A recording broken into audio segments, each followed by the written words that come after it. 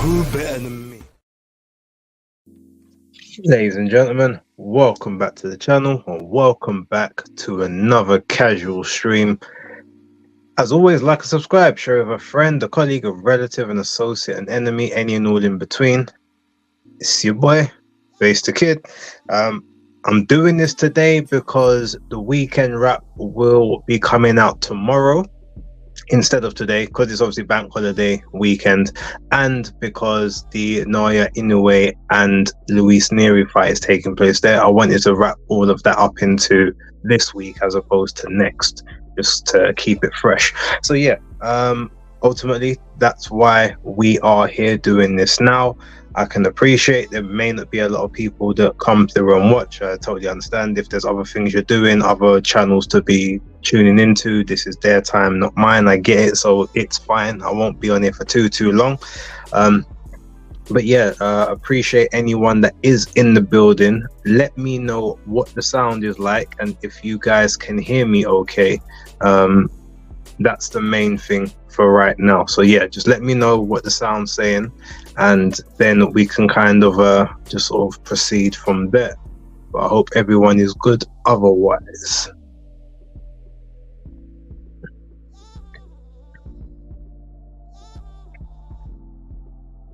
Okay, shout out to Bigsy Biggs in the building and Philip Answer. He was early in the chat as always. Let's see, it's going to be hard trying to watch all my favorite YouTube channels, basically G-Man and Stamina for Sale, who are all doing lives. Yeah, apologies.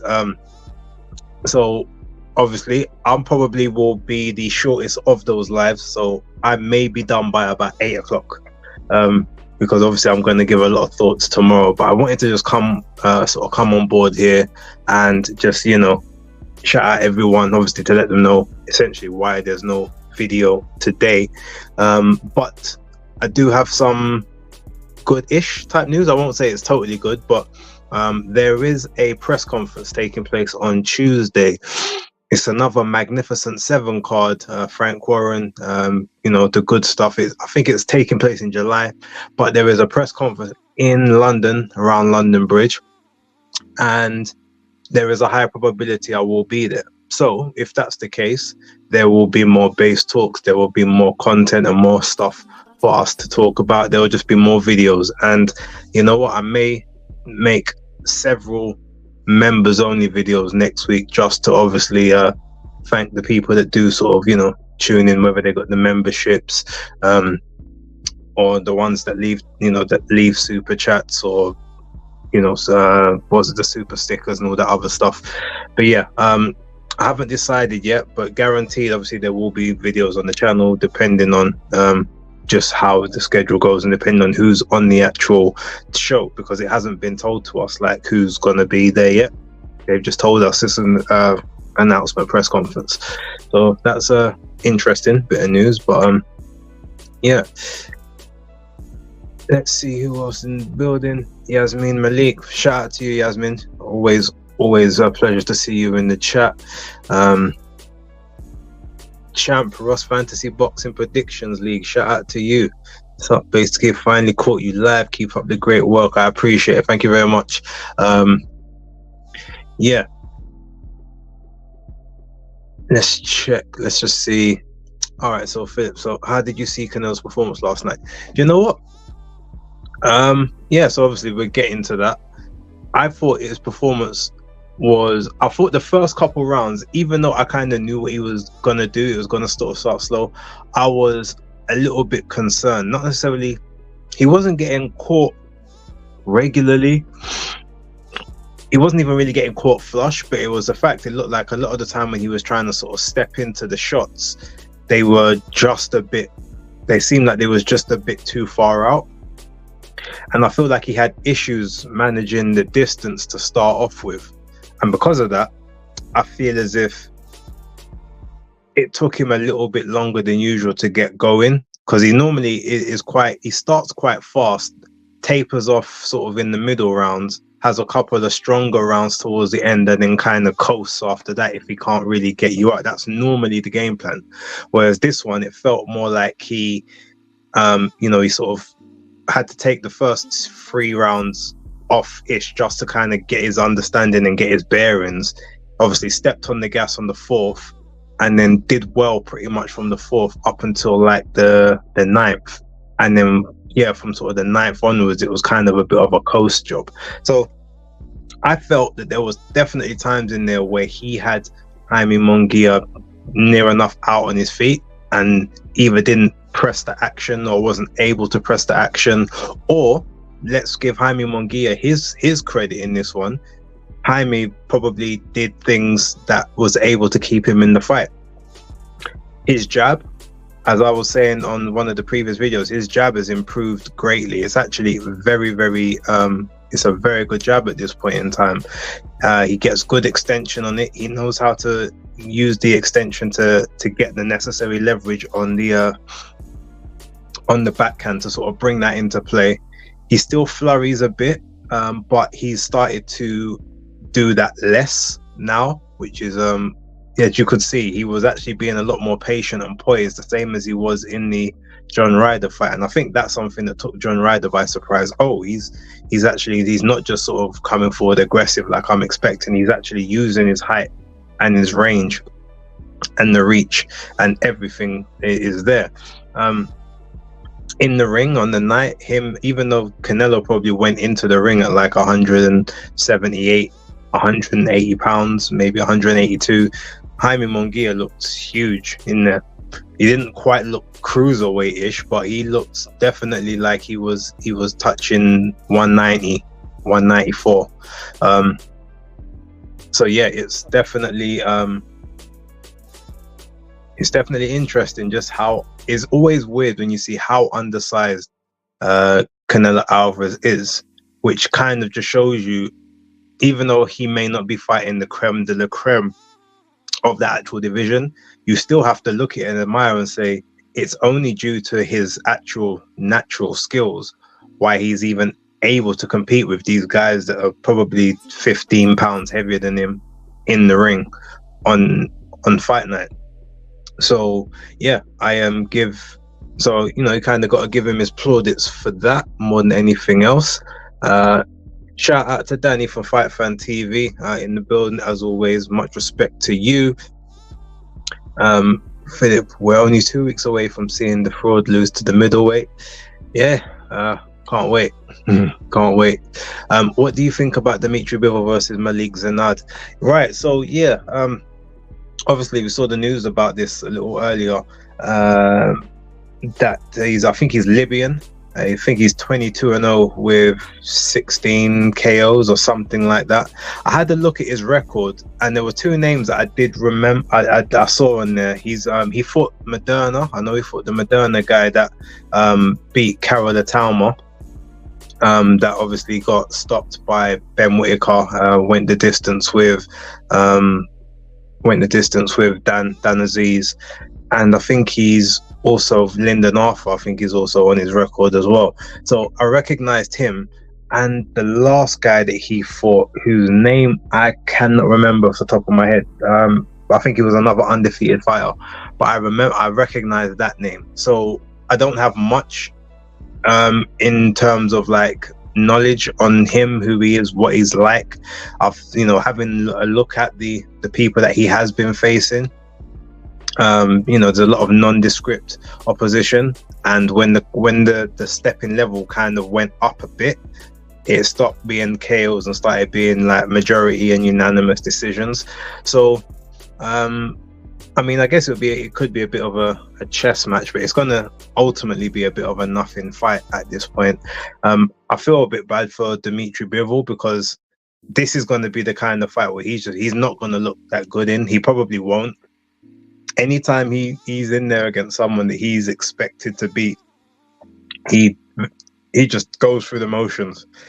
It would be nice if he uses this fight as like almost as okay, because I'm angry, I'm not fighting for all the belts like I want to be, like I'm gonna take it out on you, and he like goes in there and does a demolition job on Malik Zinad. That's what I would like to see, like 3 or 4 rounds of just brutality, and then just gets him out of there. And then I want belts. Give me all belts. That's all that we kind of just want afterwards. That would be a nice little treat. But we've got to prepare for the possibility that it's gonna go 12 round unanimous decision, winning every single round at a canter. That is me underplaying Malik Zinad a little bit. Again, I've never seen him before. Don't know what he's about. Can't really say much else. But yeah, that's all my thoughts on that one. Philip, to be fair, Canelo's performance last night has given doubts that he'd beat Benavidez. Not to me, but I can understand where you may come from. And I think the trying to find the range is where the issue is, where his problem's going to be. But if you look at even Jaime Munguia's movement, as much as he was quote unquote slow in there, from what Canelo said, like, he actually moves better than Benavidez does from both a foundational point of view and the fluidity of like the punches and how they operate. So I mean, yeah, look, I feel like the fight's a lot closer maybe now than it was before, especially with him training with what's his name, training with the Cuban guy. Oh, why do I always forget his name when I need it the most? Not Erislandy Lara. Anyway, I know Danny will put it in the chat for me, but anyway, yeah, training with him, trying to work on footwork and work on cutting off the ring. That to me is probably that's probably Guillermo Rigondeaux. Thank you, Danny. Yes, I always forget his name when I need it, and whenever I don't need it, it's always in the brain. But yeah, Guillermo, he's been training with him, so because of that, I'm assuming he's trying to work on obviously movement and whatnot. But yeah, it's one of those ones where you just say it's a more even fight, but he's gonna be coming straight down from 175 pounds. I don't think he's already said he's done at super middleweight unless it's a Canelo fight. That tells you that he can't make that weight in any real safe manner, and the only reason he's gonna try is because the Canelo bag is there. The legacy is there for that. So yeah, I mean, his punch resistance and stuff could be very well compromised having to cut down to that weight again. So just have to wait and see. Shout out to Alcuya. Canelo definitely on the decline, and he is beatable. I mean, everyone's beatable, and there is a blueprint to beat Canelo, but unfortunately the blueprint to beat Canelo isn't what Benavidez or Jaime Munguia does. It's actually closer to what someone like Caleb Plant does, but you just got to have either a bit of power behind it, or you've got to have great stamina. And unfortunately, Caleb Plant didn't have either.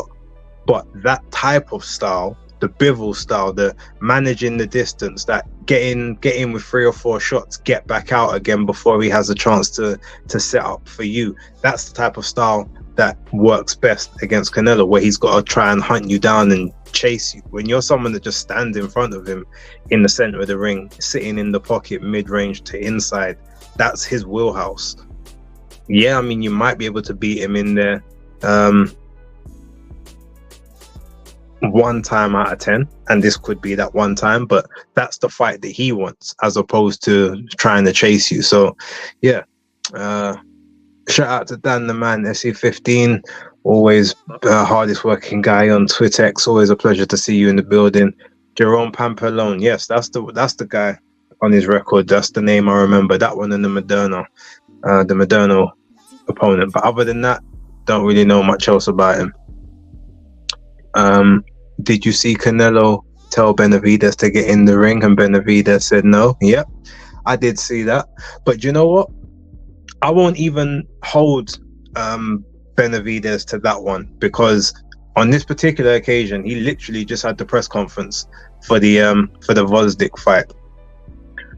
As far as he's concerned right now, the only name that he should know or acknowledge is Alexander Vosdik. He should not be thinking about Canelo at this point in time, because he's got Vosdik problems, and those problems are deep.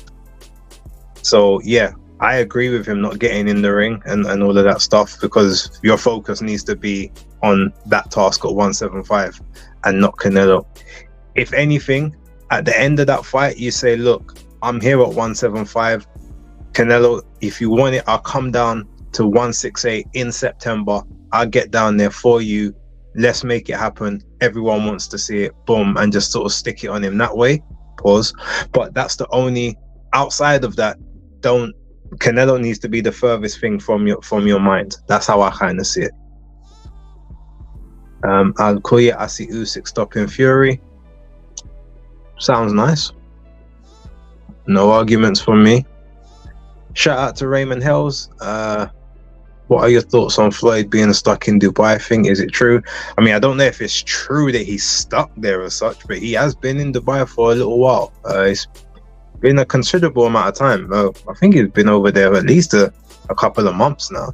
I don't normally know Floyd to reside anywhere outside of the UK. I mean, the US, sorry, for that length of time. But yeah, whatever the situation is, if he is quote unquote stuck over there, I hope that he is able to get that sorted, whether he's got to pay who he's got to pay, whether there's a job that he needs to do that he hasn't done. I want him to get back to his people safe and sound, because yeah, ultimately that's the right thing. But if you've got debts out there, or you've got things that you owe that you ain't dealt with, then you got to, I guess, be a man and handle that. You know, I know about some of those things all too well, especially recently. But yeah, that's another story for another time. Shout out to you though, Raymond. Thanks for joining. Reese Cooper, big ups to you. Yeah, look, as I say these days, man, every day above ground is a day that I'm well. You know, I'm well, I'm healthy, I'm happy in some senses, obviously not so happy in others, but it's another story. Philip, didn't Manny Rodriguez fight this weekend? He did, and he to me surprisingly lost.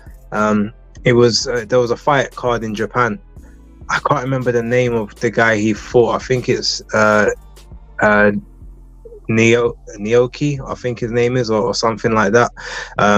But yeah, he only had like 8 fights. It was 8-0 with 1 KO. So I thought that Rodriguez would have the power more than anything. But from what I've heard, he was actually looking very old in the ring. Like I think he's only 32 or 33, Manny Rodriguez, but I guess he's like an old 32, 33, and obviously making those lower bantamweight like limits, maybe, you know, it's probably taken its toll on him. So yeah, I heard he was sluggish, and that he got put down in the 4th round by the Japanese guy, but he just didn't have enough power to kind of deal with him. So yeah, that's pretty much what I can say about that one. Shout out to Toots. News which I haven't seen you around here before. Noya Inoue versus Neri prediction. There's a video on the channel. Check it out. Basis Picks. It was uploaded yesterday. You will get my prediction on there. Shout out to you though. But yeah, look, ultimately, like I said, I ain't gonna stick around for too long. But I just want to kind of give my thoughts on yesterday.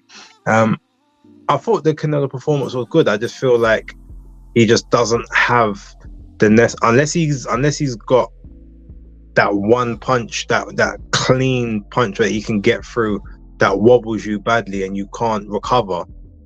I don't think he's got enough in the tank to be able to do flurries and step on the gas and press the action like he used to. Unless you sort of are the one that steps towards him. There's a couple, like I said, I think it was I think it was the 9th or the 10th round. He landed a big right hand on Jaime Munguia, and Munguia looked like he almost stumbled in, and he grabbed hold of Canelo's arm, and rather than trying to sort of wrestle his arm out or even use the other arm to sort of, you know, land some punches, get some punches in, he was just very much he just almost content for the referee to come in and break it up, which isn't usually like him, especially when he's got a bit of spite towards someone. Although he doesn't have any ill will towards Jaime Munguia. All of his spite was towards his promoter. But yeah, that's kind of how I see it. But he's at least we know he's still able to put people down. That's the main thing. It's just that he's got to now be able to keep him down. I think that in that 4th round, he should have been able to step on that gas and get Munguia either out of there or at least more hurt. Because after that uppercut was vicious the way it came in. And even though Munguia shows good powers of recovery, he gets hurt, and he does get hurt quite often. So if you can catch him, then yeah, it's definitely will be problems moving forward. But I want to see, now that Munguia is almost going to be like the heir apparent to the 168 division and possibly to sort of Mexican boxing, because Canelo's not going to be out that much longer. I want to see him against the other guys in the division that are in and around.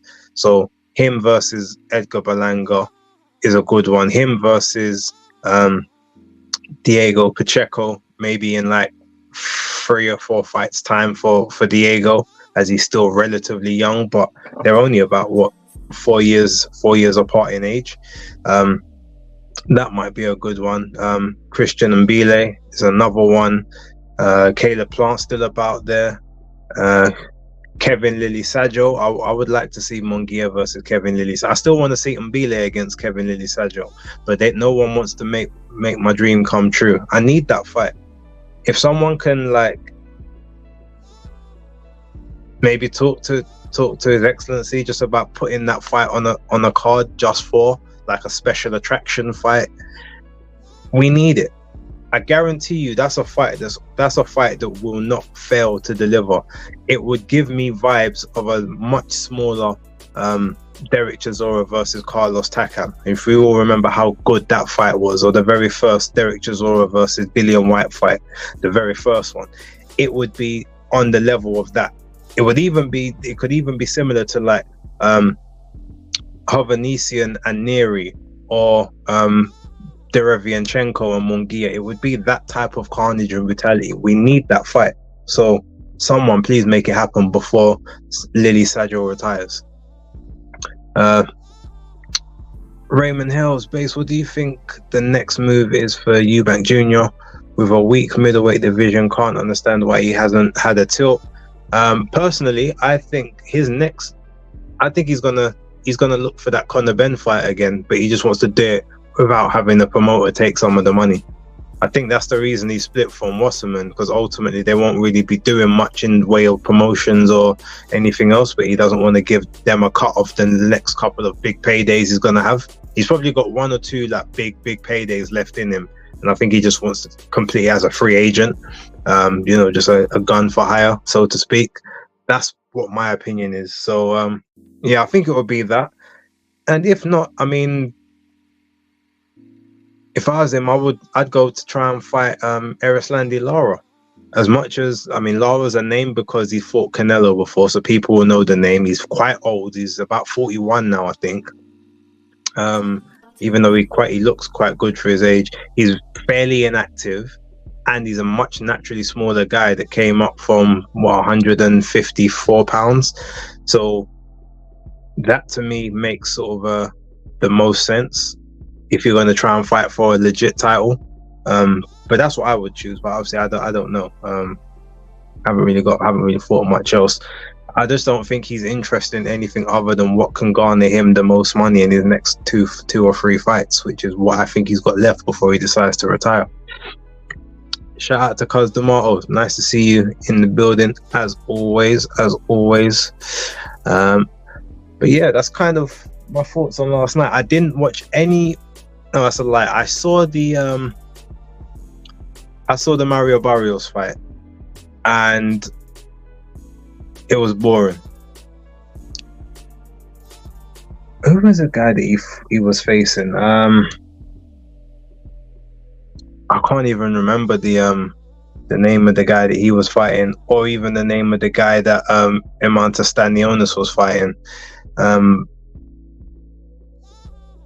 But I didn't see the Stanionis fight. I was asleep when that one came on, and I expected Stanionis to get a stoppage, quite frankly. And the fact he went to a 12-round decision upset me a bit. Was it a Fabian Maidana? Who? I think that's who Barrios fought. I think his name is Fabian Maidana, and I think was it Gabriel Maestre? Yeah, that sounds about right. Maestre, like old 37, and he with like 7 fights, and he fought like an old man. So yeah, I was a bit disappointed that Philip, Gabriel Maestre, not Maestro. Yeah, yep. And I think it's Fabian Maidana was the one that was his name was facing. Yeah, they just did. I'm not even gonna bother go back and rewatch them. So when it comes to the breakdown on Tuesday, I think literally we're gonna do about 2 or 3 of the fights from Monday's card, because there's actually some very good fights on that card, and we're gonna do the main event of this one. I'm not speaking about the others. If Tony decides that he wants to do so, then fair enough, we can rock with that. But me, I've got no interest, because they were boring. And the undercard was poor. I haven't even watched the prelims. I don't know if there was anyone in the prelims that maybe, over delivered. But yeah, that's sort of my thoughts on that one.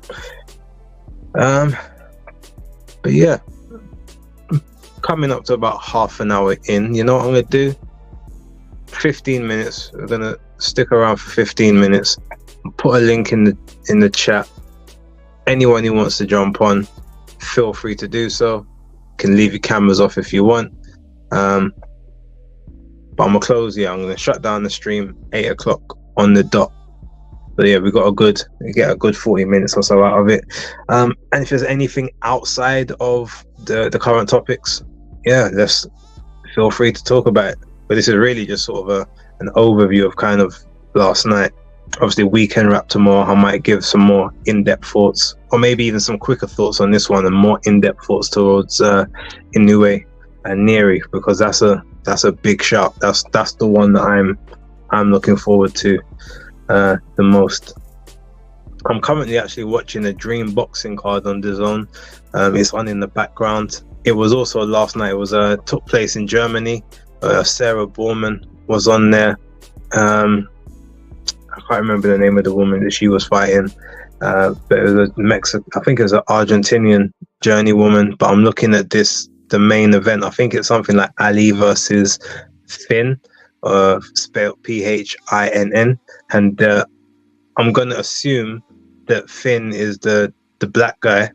I haven't checked, I haven't listened, I can't hear anything, but I just found it funny. He was dancing to the ring. But I'm talking like proper dancing, high knees and all sorts. I was like, this was a very interesting situation. I've never seen anyone sort of dance. Like, I've seen obviously people do dance routines, but he was like, I think he circled the ring a couple of times as well, and it was like, okay, hurry up and get into the ring. He doesn't look like he's got very good skills at all. Neither of them do, to be honest. They both look a bit shocking, and it's a very, very small ring. It looks like a 16 by 16, but yeah, it's just on in the background. So but yeah, okay, Philip with the more, because it's seen as no one has asked, and it's a big thing being talked about right now. Did the Kendrick and Drake diss tracks? I'm not sure if you finished it.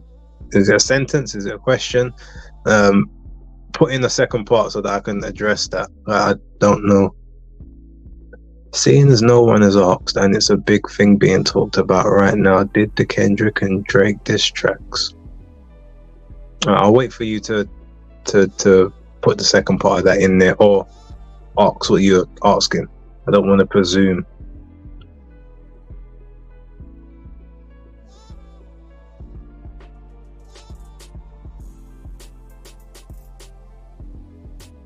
By the way, guys, if you check obviously you see the banner that's rolling at the bottom of the screen. It's got all the socials on there.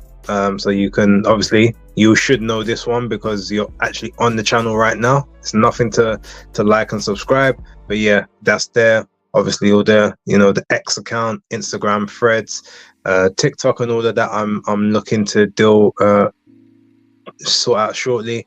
I've got a boxing Instagram, but for some reason I can't seem to add it to my account. I'm just trying to wait to see if I can get that sorted out, and as soon as I do that, then that won't be uploaded with exclusive content. But yeah, I'll be doing that, as well as I guess uploading some stuff to TikTok, and I don't know, whatever else I get told I need to put on. Okay, did you see the Kendrick and Drake diss tracks? Yeah, I saw. I've listened to all of them. From Like That, which was like a veiled response to the first person shooter track. Then from there, you had Push-Ups and Tailor Made Freestyle. Then you had Euphoria, and then after Euphoria, you had what was Drake's last? Drake's one was called. Oh, what was Drake's next one called? You had Euphoria. There was another track he did. Kendrick did a next track, but the name of it is escaping me. Then there was Drake's track. 616 in LA. That's the one. Yeah, so he did Euphoria, then 616 in LA. Then Drake did his track, which was Family Matters. And then after Family Matters, less than an hour later, Meet the Grahams came out. And then this last one was what is it called? Not the what's the last track called? I can't remember the name of it, but I listened to it earlier on today. We Don't, or Not Like You, or something like that. I think it's called Not Like You, or Don't Like You, or something like that. Yeah, Not Like You. But that one there. So yeah, I've listened to all the tracks for Kendrick and Drake, and at the minute, Kendrick is like, he's putting in surgical precision work. I don't think Drake was expecting this level of brutality. I guess the same way that Meek wasn't expecting that level of brutality from Drake. And obviously we never got to really see what it was going to look like between Pusha T and Drake, because as soon as Pusha T came out, Drake came out with a big long post. He didn't even do tracks. Apparently he's like, okay, that had to get squashed behind the scenes, because I don't think he was ready for that smoke from Pusha. But yeah, I'll call you. Kendrick is winning the verbal war so far, 100%. Shout out to Johnny Gaffer in the building. Big ups to you. Raymond Hells, Tank is really getting on my nerves, just doesn't deserve the credit he gets. What are your thoughts on him, base? Do you rate him? Value your opinion? I don't rate him, to be honest. I think he's talented. I'm not going to say he's not. I think he's got some very good skills, but he's definitely overrated, majorly so. And he, a little bit like the old Deontay Wilder thing, where he gets credit for victories that other people have. And even Tyson Fury had a lot of that. You don't need to fight him because he got beat by him. So imagine what this guy would do to him. It's like, he's the king of the fantasy matchup. He's probably the undefeated fantasy champion in boxing right now. And my biggest thing for Tank has always been, I want to see how good you are. I don't want people to tell me, on the eye test, you're this, you're that, because the eye test at that point means nothing when I've got no facts and factual evidence and data to back it up. So I want to see him in decent, meaningful fights.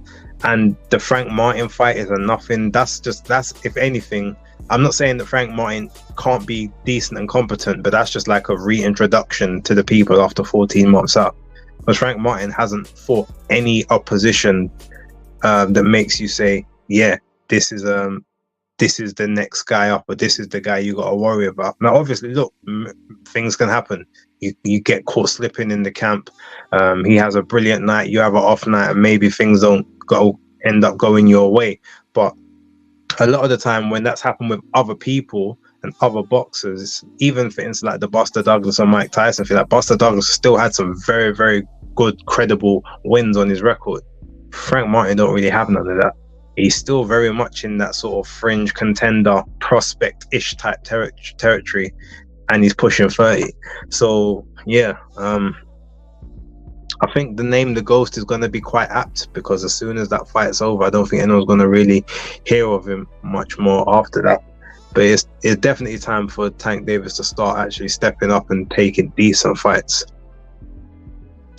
Philip Answer, to be honest, Drake isn't a street guy. Yeah, that's very true. He's not, but he should not be acting like he is one, essentially. Al-Koya, Tank is the result of good marketing. Yeah, 100%. He's definitely been marketed on an image and a perception that resonates with a certain group of people. Not necessarily me, but like I said, I'm not taking away anything from the skills that I have seen. I just don't know to what level he's at, because he won't fight the people I need him to fight to prove that he's at the level that people say he is. It's literally that it's that sort of cut and dry for me. Oh yeah, I did forget to tell you guys on the socials. Obviously, you got the Cash App on there as well. The £sign with Base the Kid spelled exactly as you see it. So capital B, lowercase a s e, capital D, lowercase a, capital KID. So make sure you guys make good use of that if you so choose to, as well as obviously if you've super chats and that stuff, they're always valued, they are always welcomed. So yeah, if you want to, feel free. If not, don't worry, the content's still going to be here for you regardless. Shout out to Star Fox WR45E. No Canadians are street guys. I don't know if I'd say that. Canada, I know some people that can get it in still. Like, they just probably ain't got the same gangs as what's in America or what's in the UK, but they've, there's be some guys from the streets. I've seen some. I know some. Some of them get active, so I definitely wouldn't co-sign that statement. But I guess guys, no Canadians like Drake are street guys is what I'll probably say. Tank resonates with people who are degenerates. Shout out to Philip. You know what? Such a young guy. He's a very old soul. That's funny. Big up Base and those in attendance to T from KG. Yeah, shout out to KG. Know that he's probably doing a stream or something. Raymond Hales, what's next for Yarde? Do you think he stays with Frank? That's a weird one, because if he's got any sense, he should. Personally, who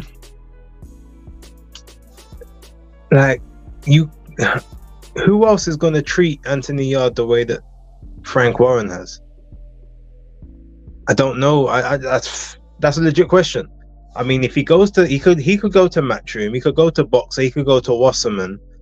Maybe Wasserman might put him on a steady diet of European guys, which he's used to. But sooner or later, they're going to try and put him into like a tough domestic or 50-50-ish type fight. I'm sure they would.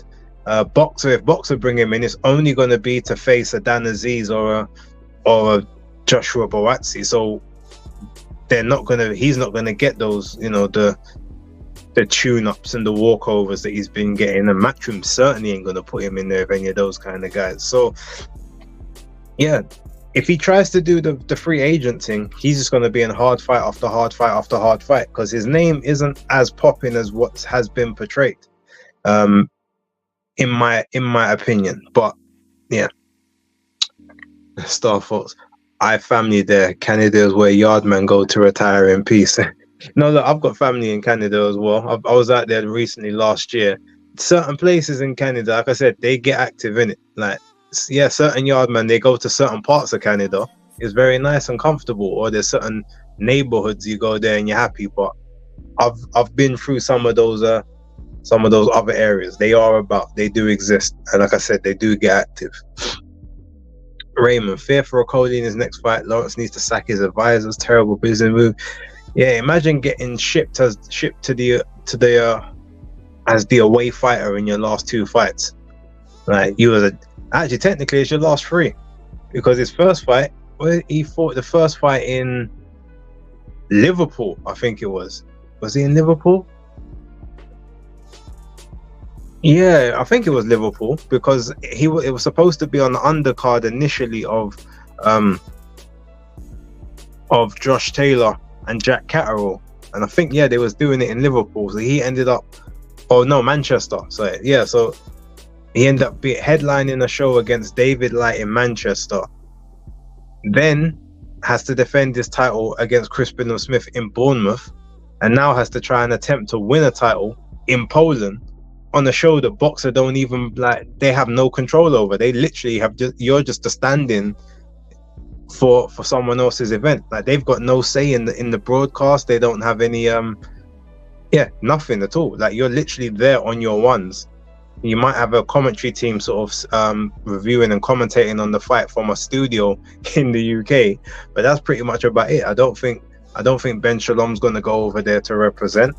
I don't see man like Savage Dan going over there, or anyone else from the team, Johnny Nelson and them, man. So he's like you said, he's by himself. That's going to be a hard task, especially in those if he can get through those first 3 or 4 rounds. He should be okay, and he should probably end up being able to come through the other side. But we don't know what Rosansky's like after that, because none of his fights have gone past that distance. But that also tells you there's a reason for that. So yeah, I totally forgot G-Chain's got to pull up tomorrow Monday Night Smoke. Yep, 100%. Anthony Hayworth, a shout out to you. It looks like someone has joined the chat, and it looks like they've come in just. It's Hayworth. All right, Anthony, I'm gonna bring you in. You got 2 minutes, my guy, but then I have to close off the stream. So shout out to you. Like, what's in your mind? Talk to me. Oh, I can hear the echo, man. What's going on?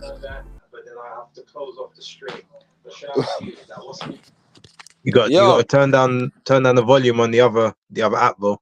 Sorry, I was listening to some old school nines right now. What are you saying? What you say, Kitty? You good, yeah? I'm blessed. Bro, I've had a long weekend, you know. I'm just catching up to the boxing right now. Did Canelo smoke Munguia? Yeah, pretty much. I mean, it was a very comfortable victory. There was one scorecard that was pretty close, 115, 112, but it was 116, 111, 117, 110. He knocked him down in the 4th round and pretty much dominated up until about the 9th. Then Munguia had a bit more success, but Canelo closed it strong. Oh, shit. Yeah, you know what it is, yeah? All these pretenders, they need to look at Canelo sometimes and understand this is what the truth is. You know what I'm saying? So I'm talking to Anthony Yarde, Lawrence Okoli. I know these bitch ass motherfuckers, yeah? Sorry, excuse my French, mate. Alright. Mina ramp. But they need to see where you're going to go with this. This is going to be interesting. They need to see this is what a man that is building his legacy is. Do you know what I'm saying? I hear that. Yeah. There's no ducking, no diving. They're chasing legacy. You understand? I mean, yeah, I hear that. What I would say, though, is like, obviously, a lot of people, the thing that I find a bit weird is, all right, Canelo he's been choosing his opposition fairly comfortably as of late, right? But I agree. Even with that, if you put his last 5 opponents on anyone else's record in the 168 division, people would be saying, that's an amazing record. They've been on a run and a half, rare. But just because it's Canelo, it's always viewed as it's not good enough. And if you take out the Bivol fight, every other fight on there is everyone else's best win in the weight class. So sometimes I feel like, there should be a little bit of leeway given, but I do understand why people want certain fights. But when you don't have that same expectation of the other people in the division to do the exact same thing, that's where I'm like, okay, well, cool. If it's okay for everyone else to do what he's doing, then let him do it. Especially when he's making the most money out of it. That's not condoning ducking, but Do yeah, you know that's what my I thoughts. hated from Canelo? Yeah, I saw a video where he was like, he was talking about Benavides. Yeah, he was like, I don't need to take that fight. I've earned the right not to. Basically, that along those lines, isn't it? Yeah. Uh-huh. I'm like, that is proper bitch ass shit. You know what I'm saying? But no, here's what he actually said in the video. He Mm, said, I fought everybody, and every time you fight someone, there's always someone else to fight. He said, mm, I don't need that fight. mm. I'll fight him if the money's right, because ultimately he doesn't bring anything to the table for me. I've done everything that I wanted to achieve. So with that, I understand the Is that premise. what he said Yeah. word for word? Yeah, pretty much that's what he said. All right, He okay. said, I've done everything, and every time there's always someone else who, and then what do I get from it? Like it does nothing for me. Even when he Mm. said he doesn't do anything, he doesn't bring anything except an extra 25 pounds on the night. That's what that's what he said. So he's like, if you got like 200 million, or if Yeah, someone wants to pay 200 million, I'll take the fight tomorrow. If someone wants to fight, then pay for the fight, which is what uh, he's basically said. That's even what he said yesterday. If the money's right, I'll fight right now. Like, I'm not scared of anybody. He asked for Benavides to come in the ring after the fight yesterday, and no Benavides way. decided not to. Hey, bro, I missed the whole fucking thing, cuz. Yeah, so But what do you reckon? but Do you think he's ducking Benavides? I don't think he's ducking him. I think he just doesn't. It's not of interest to him unless it's either he has to or there's a huge amount of money on the table. Because remember, Benavides said he's been mandatory for 3 years, right? Yeah. Well, he said he's done everything he can to make that fight happen. He hasn't.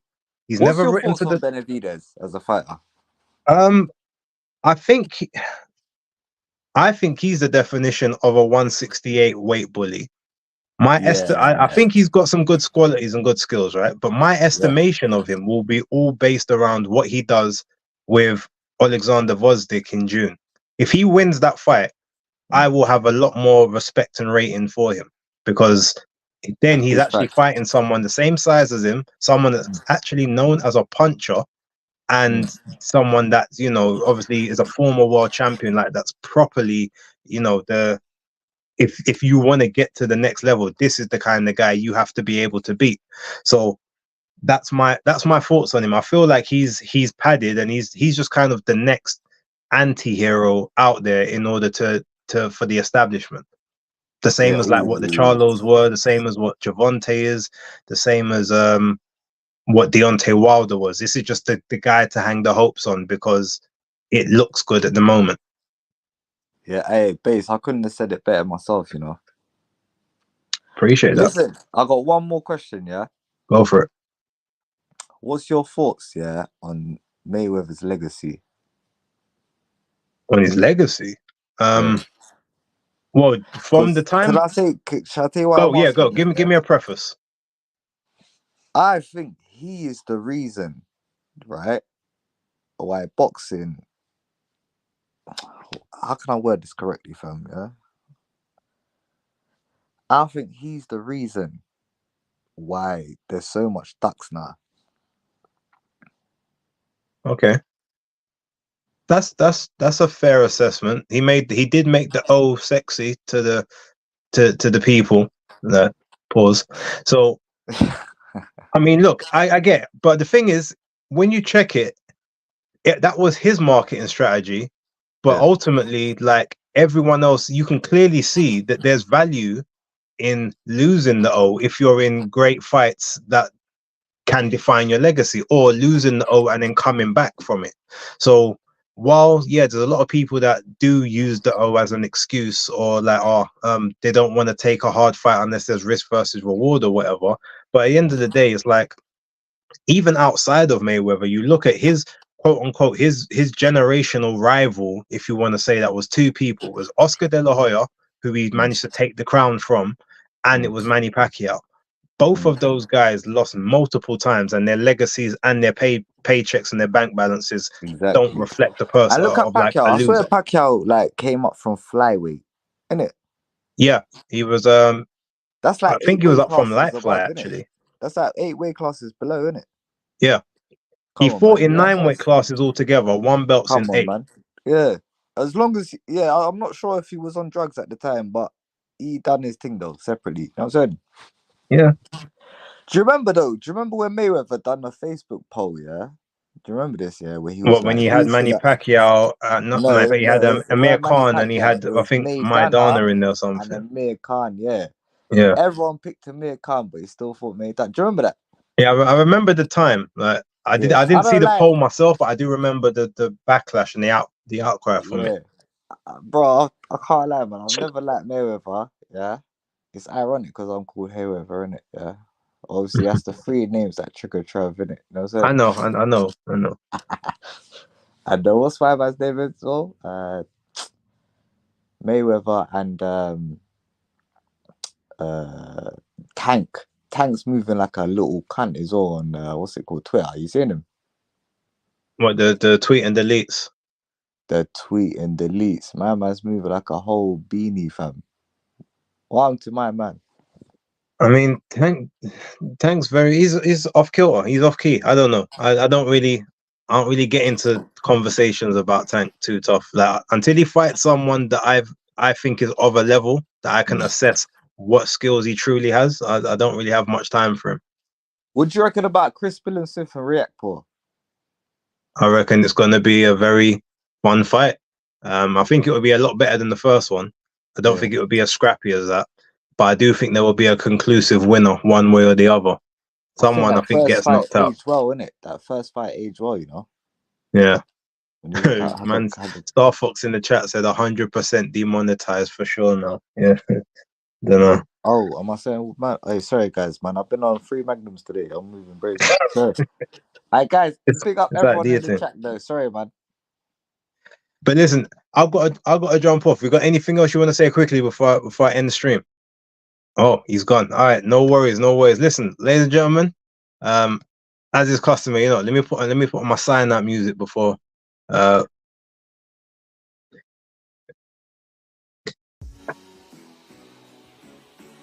So yeah,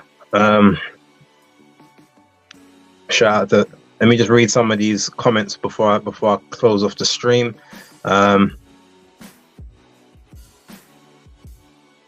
Shout out to Bruce Kai. Anyone interested in seeing David Benavidez, Munguia, and Berlanga fight out to get the Canelo prize? Makes sense. Karma, big ups to you. Shout out. Thank you very much for being in the building. It's always appreciated. Boxer and Shalom turned Savage Dan into Sedate Dan. What is going on over there? Next time I see Dan, I'll put that question to him and see what he says. Who else is in there? He's ducking Benavidez. However, we hold Canelo to a higher standard, I guess. Bit like AJ. Fair dues. Star Fox. None of those guys had Oscar build their career, so they need to send Oscar a party bag and some high heels. Toots. Canelo has probably the best resume in boxing right now. I mean, that's a fair shout. Shout out to you, James. Much respect for joining in. Bruce Kai, we don't use the same measuring stick to any other fighter, but with Canelo, his resume and accolades apparently mean zero. Base talking absolute facts. Thank you very much, Bruce. I mean, don't get me wrong, if someone wants to disagree with that, I ain't got no problems with them disagreeing, but that's just kind of how I feel about it. Mayweather's legacy is patchy at best, in my opinion. Yeah, I mean, it's fair enough. King, do you think His Excellency makes the Benavidez Canelo fight? Sounds like the only way it's going to happen. He's got other ideas for Benavidez. He wants to see Benavidez fight people at 175, and he wants Canelo to fight Crawford. He's already said those are the fights he's interested in. He's not interested in Canelo and Benavidez. So no, I don't think he's going to be the one to make that happen. By the way, Benavidez can lose his next fight 100%. I haven't given my prediction just yet, but I'm not going to lie. I know what Vosdick is. I know what he's about. So that is nowhere near a foregone conclusion. I will rate Benavidez immensely if he's able to win that fight. Star Fox ruined boxing. He played the fact that people wanted to see him lose for 80% of his career. Yeah, I hear that. Tyson Fury seemed to follow that protect your O stuff that Mayweather did. Yeah, but he doesn't do it the same way that Mayweather did it. Most modern fighters, yeah. Our Bigsy Biggs, yep. Respect to you, Star Fox. All right, cool. Yeah, ladies and gentlemen, a little bit longer than I was anticipating, but it's all good. We ride, we roll. Thank you very much for being in attendance today. And yeah, we will see you on the next one. But until then, shout outs. And as always, the Hardcore Casual out. Maybe I'ma make it, maybe I'm not. In time we'll see. But who better than me? I don't care if you agree. I ain't saying I'm better than anyone. But who better than me?